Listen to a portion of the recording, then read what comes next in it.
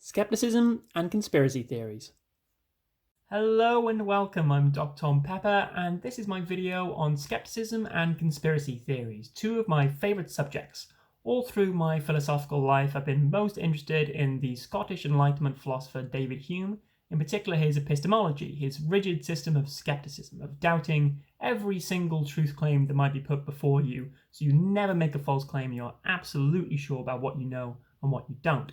One of my other main interests is conspiracy theories, which mostly I just look into as a bit of fun. It seems like when I was younger, conspiracy theories were just a lot more light-hearted and fun. You could just find a 9/11 conspiracy theory airing on TV some nights, and it would just be an hour-long doc with some wacky people talking wacky theories, and it'd be a bit of a laugh.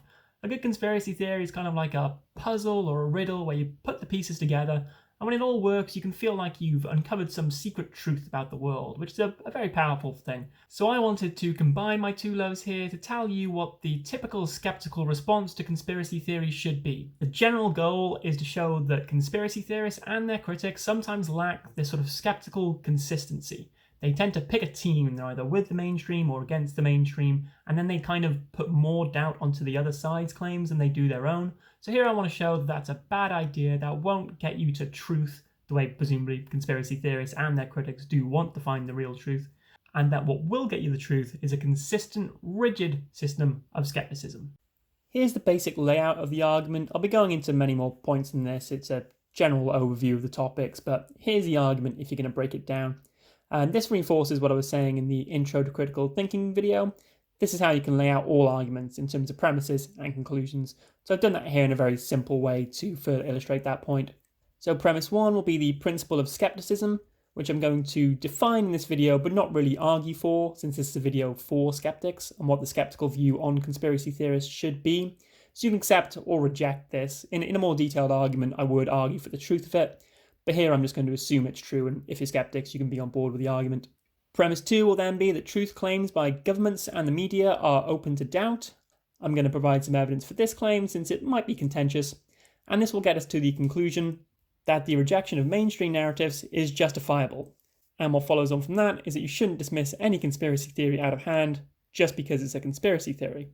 So you can see here how the argument works. It certainly looks valid to me. The premises should support the conclusion.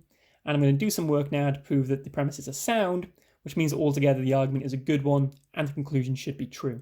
So first, to support premise one, the principle of skepticism, and I also want to furnish out the argument with a few other key definitions here, just so we're on the same ground. I'll probably start most of my videos like this with key definitions. I just feel like it's really crucial to make sure everyone's on exactly the same page before we get started. Otherwise, we're just going to be talking past each other. Skepticism, then, is a rigid system of doubt. It means any truth claim that comes before you, anything you're wondering, is this true or is this false, you should apply as much doubt as you possibly can. It first came about during the Enlightenment in the 1700s, and I particularly like the version formulated by the Scottish Enlightenment thinker David Hume. Skepticism means you have to consider all possibilities. Are you dreaming? Are you being lied to? Are you being in some other way manipulated? Until eventually, basically all knowledge resolves itself down to a series of probabilities. At least that's what Hume thought. So for example, I can be pretty sure that that sofa there behind me does exist. I can see it, I've sat on it in the past, but it could be that now I'm dreaming, or that it was turned into a hologram while I wasn't looking. But I think there's a high probability that the sofa is there, even if I can't say I'm 100% certain it is. Conversely, something like the Loch Ness Monster. I'm really quite sure the Loch Ness Monster doesn't exist. I can't see what it would eat. I don't know why it hasn't been found yet. The loch's not that big. But it's still possible that it's some sort of weird dinosaur that has a eating mechanism hitherto unknown to man, and that there's some secret watery passageways it comes in and out of to avoid detection, something like that. So it could in fact be real. I'm not entirely sure, but I'd say it has a very low probability.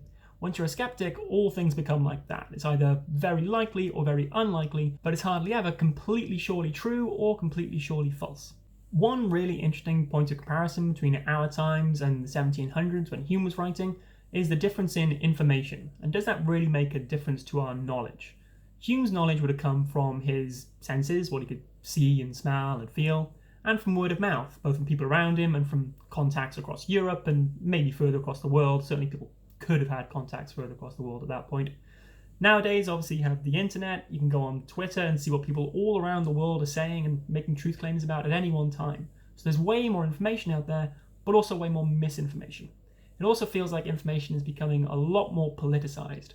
Back then, I don't feel like governments had a handle on trying to control the narrative the way they do now. So now things are often presented as true, not because they've been thoroughly researched and investigated, but because they make one side look good or the other side look bad. If you're a thorough skeptic like myself, this can cause some serious problems. I mean, technically, I don't even really believe that the sofa is there. I'm just pretty sure it is there. I wouldn't say I know that it's there by any means because I could be being deceived. Politically, this causes all kinds of problems. I watched the Trump-Biden debate recently and all it was claim, counterclaim. And as a skeptic, there just wasn't any evidence for either side, so I don't know what to believe. One solution to that is just to fall back on confirmation bias and just believe the person whose policies best reflect your own.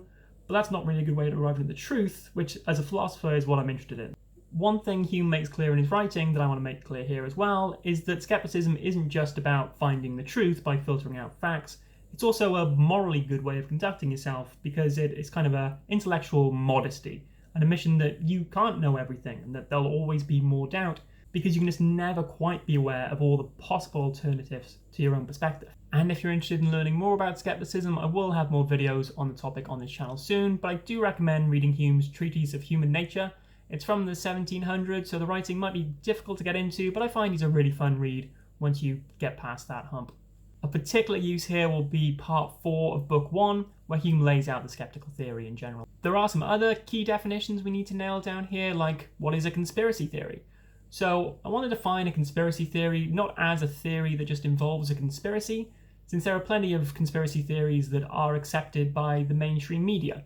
For example, in the UK, there was the Hillsborough disaster, which was an event at a football stadium where too many fans were packed in and a lot of people unfortunately died. It's now pretty clear that the police and the media and politicians conspired together to cover that up to make them all look good. Now that's just part of the mainstream narrative, so if someone says that that's true and that happened, you wouldn't normally think of them as a conspiracy theorist. I think it's more helpful to define a conspiracy theory as something that isn't part of the mainstream narrative. The mainstream narrative itself is obviously very hard to define, and there's several different versions, right-wing versions, left-wing versions, they slightly differ. But generally I'd say that Wikipedia is a very good representation of the mainstream narrative. That isn't to say that it's all true, because it comes from the mainstream, and that isn't to say that it's all false and that Wikipedia is trying to deceive you. Some of it could be true, some of it could be false, and that's the kind of consistent approach that I want to argue for in this video.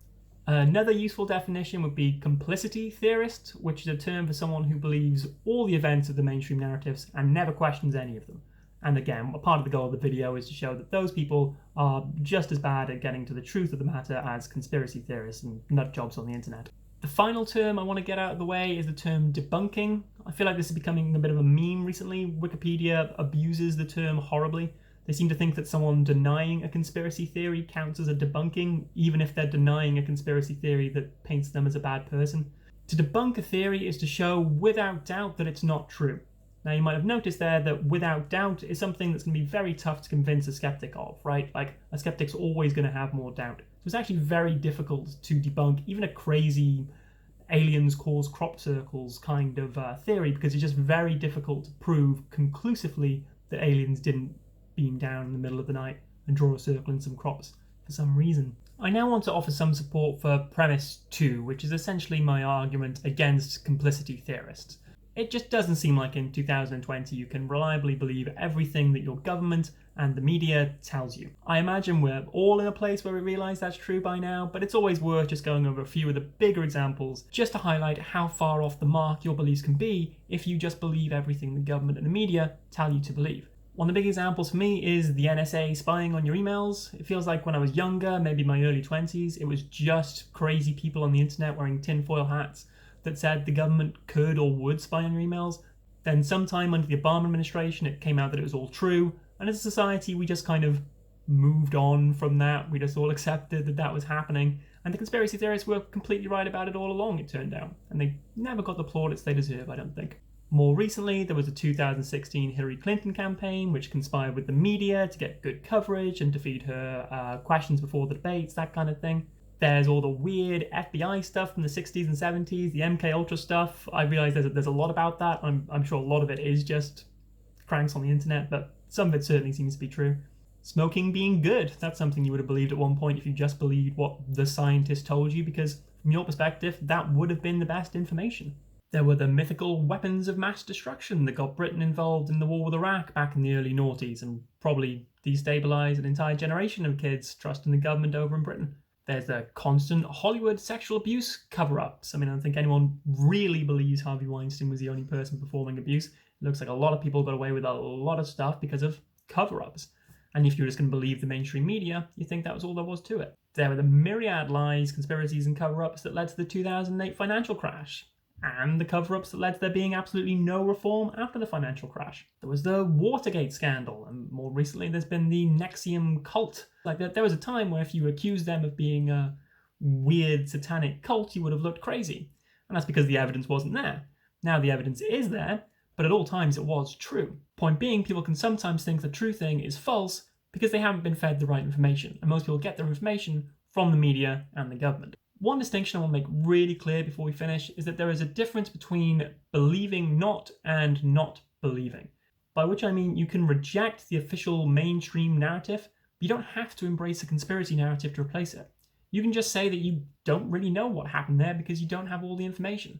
And that seems like the sensible, skeptical thing to do in a lot of situations. One example of conspiracy theorists ignoring this distinction and getting themselves into trouble would be flat earthers.